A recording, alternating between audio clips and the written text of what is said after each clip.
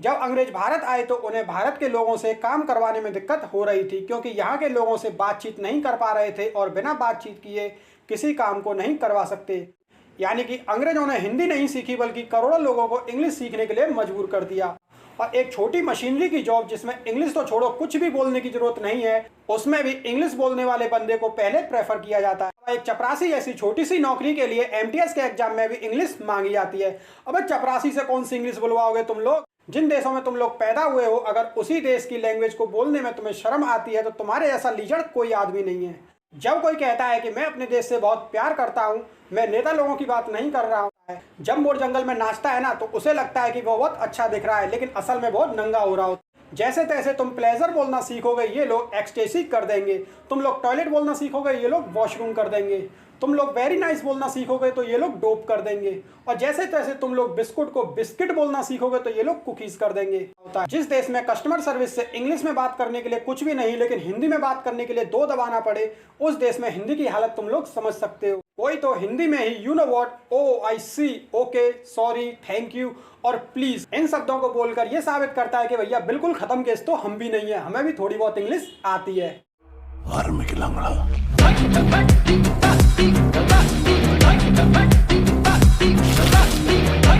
आज की वीडियो में हम बात करने वाले हैं इंग्लिश और हिंदी भाषा के बारे में।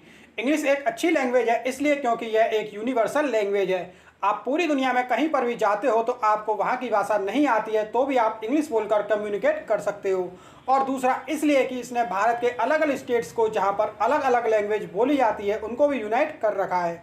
दुनिया तो बात की बात है, इंग्लिश ने भारत के सभी स्टेट्स को भी जोड़ रखा है। लेकिन दूसरी तरफ इसी इंग्लिश की वजह से लोगों को कभी कभी शर्मिंदगी उठानी पड़ती है।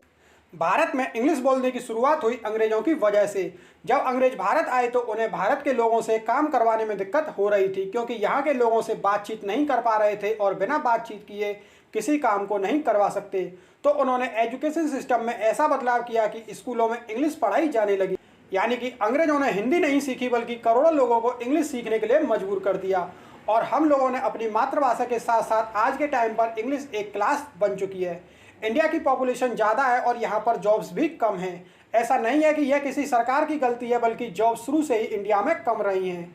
इसलिए हम लोग बाहर की जॉब्स पर ज़्यादा डिपेंड रहते हैं। अगर हम कोई बाहर जाकर जॉब करेंगे तो हमें वहाँ की लैंग्वेज बोलनी होगी।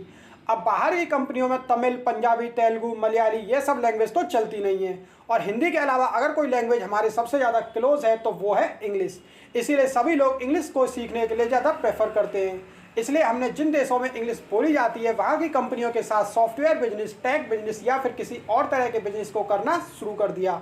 इसके बाद जितने लोग इंग्लिश अच्छे से बोलते हैं उन्हें जॉब मिलना आसान होता चला गया। इंग्लिश में बात करने से बाहर की कंपनी से बात करना, अपने क्लाइंट की रिक्वायरमेंट समझना या फिर वहाँ पर सर्वाइव करना, कॉल सेंटर पर बात करना या फिर बाहर के देशों पर सर्वाइव करना आसान हो जाता है। इसी के बाद लोग समझ चुके थे कि अगर जॉब चाहिए तो इंग्लिश सीखनी होगी और यहीं से शुरू हो गया क्लास डिफरेंस। और इसी के बाद अगर कोई इंग्लिश नहीं बोल पाता था तो उसे पुअर क्लास का समझा जाता था। और एक छोटी मशीनरी की जॉब जिसमें इंग्लिश तो छोड़ो कुछ भी बोलने की जरूरत नहीं है, उसमें भी इंग्लिश बोलने वाले बंदे को पहले प्रेफर किया जाता है।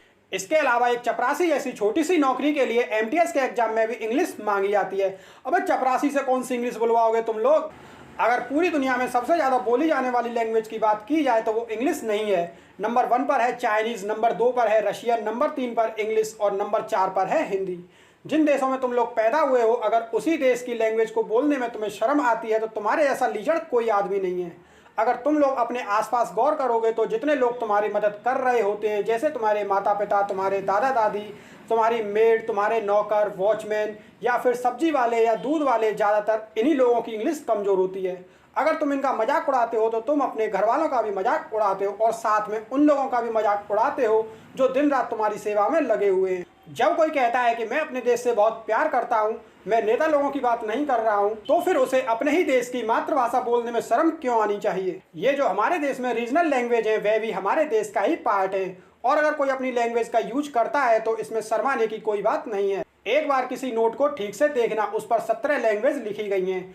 उनमें हिंदी और इंग्लिश को थोड़ा बड़े फॉन्ट में दिखाया गया और ये ऐसे ही नहीं दिखाया गया है। ये इन दोनों लैंग्वेज के इंपोर्टेंस को बताता है। हमारे देश में सेलिब्रिटी और नेता लोग सबको पता है कि इंग्लिश नहीं आने पर डिस्क्रिमिनेशन तेज होता है, लेकिन वह इस समस्या से उबरने के लिए कुछ नहीं करते, बल्कि अपने भाषणों में भी हिंदी को ही आगे लाते हैं और हिंदू मुस्लिम में नफरत फैलाते हैं और अपने बच्चों को बाहर पढ़ने के लिए विदेशों में भेज देते हैं। इन लोगों के साथ तो ऐसा करना चाहिए कि जिस एरिया से ये लोग इलेक्शन जीते उसी एरिया के सरकारी स्कूल में इनके बच्चों को पढ़ना मैंडेटरी कर देना चाहिए, क्योंकि जब इनके बच्चे बाहर से पढ़कर वापस आते हैं तो सबसे ज़्यादा हिंदी बोलने वालों या कम पढ़े लिखे लोगों के साथ भेदभाव वही लोग करते हैं। अगर तुम लोग जैसे तैसे करके दिन रात एक करके इनके इंग्लिश के कुछ वर्ड सीख भी लो तो ये लोग वर्डों को चेंज कर देते हैं, क्योंकि अब इनको तो एक आम आदमी भी बोल रहा है तो हमारा बाहर से पढ़ के आने का क्या मतलब बनता है।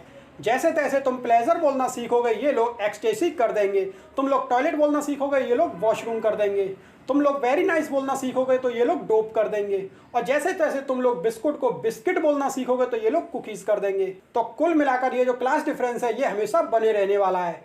इंडिया इकलौता ऐसा देश है जहां पर कुछ स्कूलों में हिंदी बोलने पर फाइन लिया जाता है और उनके माँ बाप भी बहुत खुश होकर ये बात सबको बताते हैं कि हमारे बच्चे के स्कूल में तो हिंदी बोलने पर फाइन लगता है। जब मोर जंगल में नाचता है ना तो उसे लगता है कि वो बहुत अच्छा दिख रहा है, लेकिन असल में बहुत नंगा हो रहा होता है। जिस देश में कस्टमर सर्विस से इंग्लिश में बात करने के लिए कुछ भी नहीं लेकिन हिंदी में बात करने के लिए दो दबाना पड़े, उस देश में हिंदी की हालत तुम लोग समझ सकते हो। दुनिया में बहुत से बड़े बड़े राइटर हैं जैसे पाब्लो नेरूडा, जोसेफ केंड्रा, ये लोग अपनी ही रीजनल लैंग्वेज में लिखते हैं। हमारे देश में ऐसा कोई भी राइटर नहीं है जिसको अपनी रीजनल लैंग्वेज के लिए इतनी पॉपुलैरिटी मिली हो। ऐसे बहुत से लोग हैं जो इंग्लिश अच्छे से समझ भी लेते हैं, बोल भी लेते हैं, लिख भी लेते हैं, लेकिन कुछ लोगों के सामने ये सोचकर नहीं बोलते कि अगर कोई वर्ड गलत हो गया तो हमारी इज्जत धरी की धरी रह जाएगी।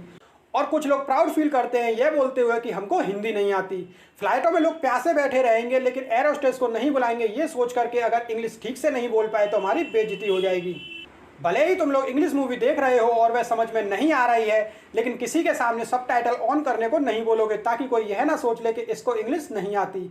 हमारे देश में 10% लोग ही प्रॉपर इंग्लिश बोल पाते हैं और बाकी बचे 90% लोग जैसे तैसे कोई ना कोई तरीका लगाकर रोज अपनी इज्जत बचा रहे हैं कि कहीं कोई हमारी गलत इंग्लिश का मजाक ना उड़ा दे।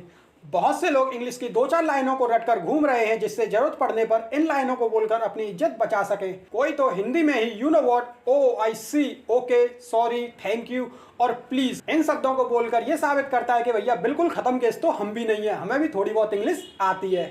90% से ज़्यादा लोग हिंदी में अपने माँ बाप से बात करते हैं, हिंदी मूवीज़ देखते हैं, नेताओं के हिंदी में भाषण सुनते हैं, लेकिन इंग्लिश बोलकर अपनी रियल पर्सनैलिटी को छुपाते हैं। वो वह दिखाते हैं जो वो खुद नहीं है। तो अब मैं सिर्फ इतना ही कहूँगा कि अगर आप अपने दोस्तों से मिलो, अपने रिश्तेदारों से मिलो या किसी बाहर के आदमी से मिलो या फिर किसी प्लेटफॉर्म पर जाकर कोई स्पीच देने का मौका मिले, तो अगर हिंदी से काम चल रहा हो तो इंग्लिश बोलने की ज़रूरत नहीं हो तो प्लीज़ हिंदी ही बोलना। इससे कभी शर्माना मत, क्योंकि इंग्लिश नहीं आने का मतलब यही है कि तुम लोगों को कोई और लैंग्वेज आती है।